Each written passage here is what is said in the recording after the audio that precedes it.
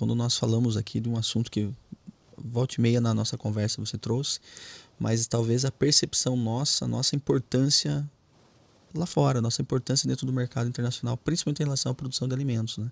Então, se fala muito da questão de segurança alimentar, você trouxe também esse ponto para um outro viés aqui, que é a questão de que nós não passamos por guerras, por fomes, para a gente entender realmente essa necessidade de dar valor, né? Em contrapartida, outros países que passaram e o mundo inteiro, ele coloca a questão da segurança alimentar, que é ter alimento para a sequência da humanidade, é uma das coisas mais importantes e umas coisas que mais podem gerar risco, inclusive de guerras futuras, né?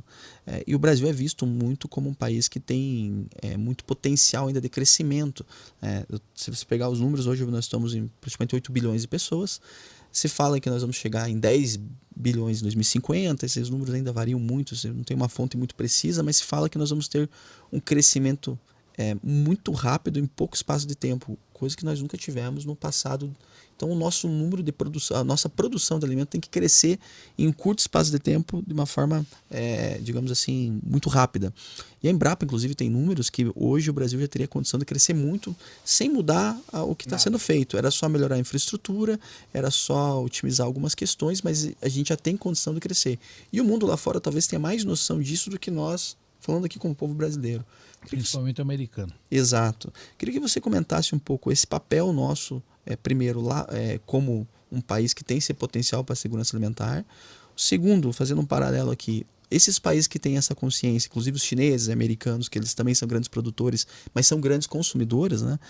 Que têm essa noção, até que ponto também o Brasil não tem um certo, uma resistência de fora que a gente deslanche rápido nesse mercado. Você tem, por um lado, você garantiria a produção, a alimentação do mundo, né? Por outro lado, o país é uma ameaça a quem não tem o alimento, né? Você tem um cara que tem um potencial forte, você não tem, você tem que cuidar desse cara.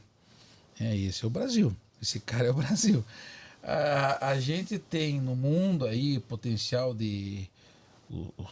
hoje de alavancar a alimentação está basicamente no Brasil e na África, né? Você pega outros países, o potencial é zero.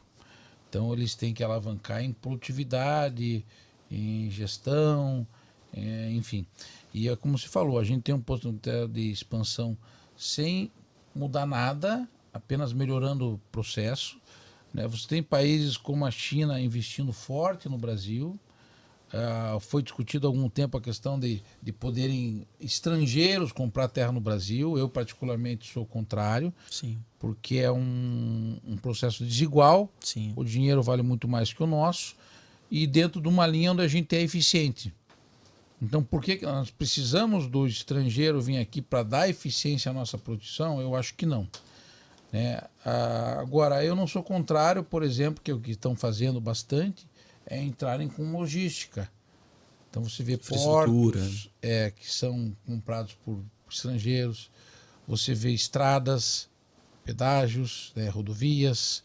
Agora, acho que deve ser feito sempre como você, num modelo paralelo. Então você tem uma empresa chinesa que é interesse dela fazer uma rodovia de Curitiba a Paranaguá, que bom, faz outra e deixa a nossa aí. E daí você lá vai usar, se você quer usar a outra ou quer usar a que a gente tem. Então, esse potencial do Brasil,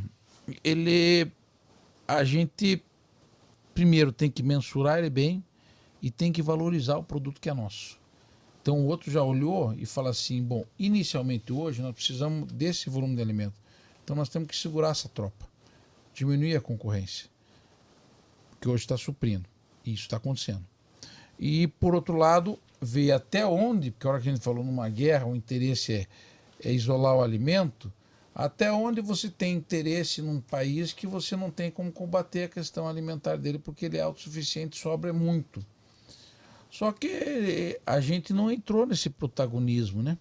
O Brasil não pegou, a gente tem outro ativo, que é a bola da vez, que chama-se água, e que o Brasil tem muita fonte de água, não água do mar, né? Não água com sal, água normal.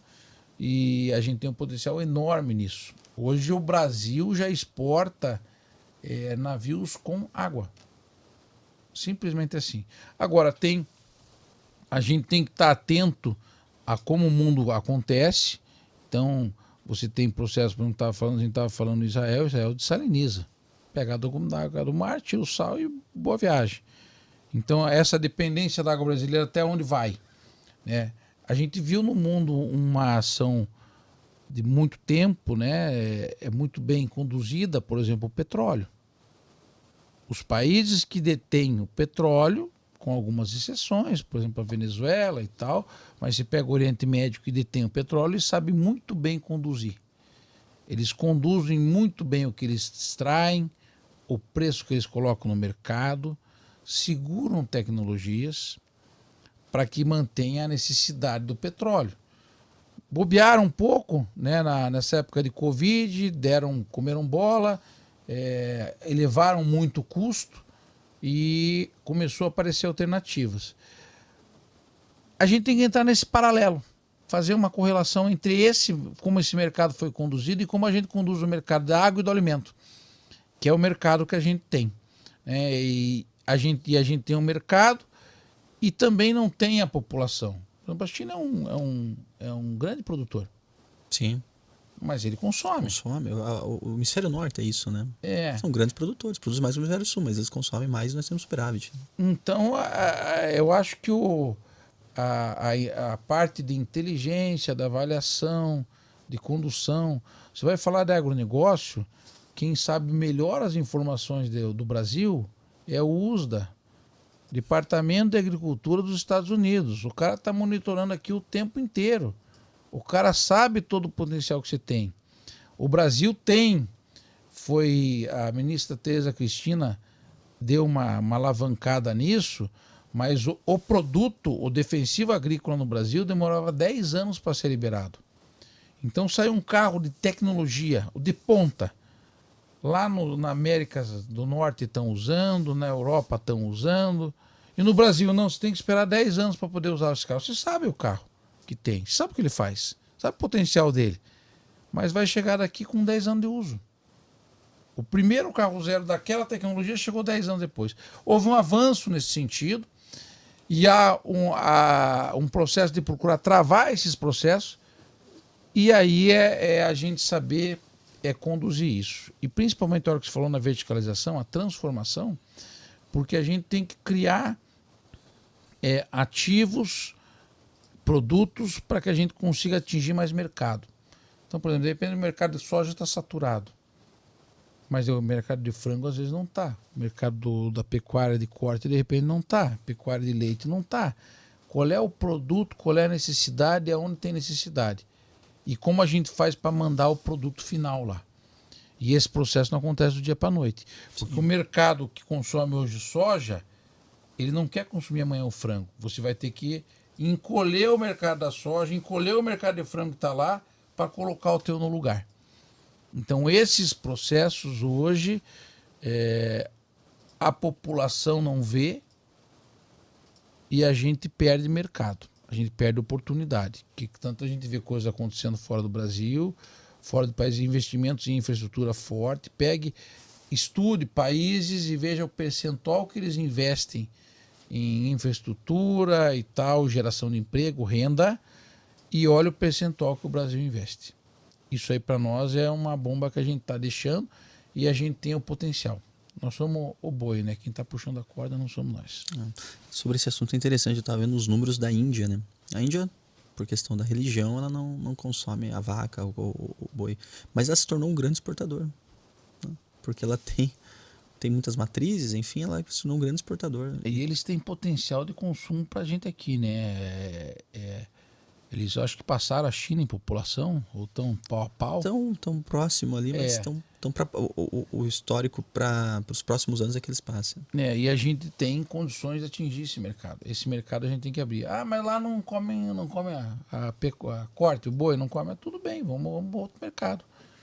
Muita pessoa no vegetariano. Tudo bem, vamos no vegetariano. O mercado tem para tudo, a gente não pode restringir. A visão tem que ser de abundância e não de de falta, de escassez.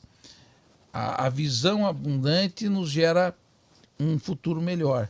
Agora, para essa visão abundante, você tem que ter planejamento. Porque se tua visão, tem vezes você está fazendo planejamento, está fazendo investimento de longo prazo, está aqui, está no curtinho e você está perdendo oportunidade. Sem dúvida. Acho que a base de tudo isso que você trouxe para nós é a falta de um planejamento. No Brasil não tem essa conotação de vamos planejar, vamos entender, e o povo também entendendo o que nós estamos fazendo. Porque você pode ter divergências, você pode ter discussões internas, mas nós temos que entender que tem bens maiores aqui para discutir, para focar e para cuidar, né? A gente não... As pessoas querem te colocar num padrão. Não tem padrão. Eu não concordo com 100% do que você fala ou pensa, e você não concorda com 100% do que eu falo ou penso. Se você concordar, ou tem um processo errado aí, você é obrigado a alguma coisa, ou você não está tendo, não conhece o todo, enfim. Então, a discussão produtiva, a divergência produtiva, ela é muito eficiente. Então, você agrega, você vê pontos de vista que você não conhece, porque eu costumo falar, eu entro num estúdio, a minha visão de um estúdio como esse é muito diferente de alguém que é do segmento, alguém que conhece, sei que é isso, aquilo, tem esse potencial, isso aqui faz aquilo. E é conversando, é trocando ideia, que a gente vai aprendendo. E é aprendendo melhor a minha condição de conhecimento, e o meu alinhamento à frente é melhor. Por isso que é tão importante a educação.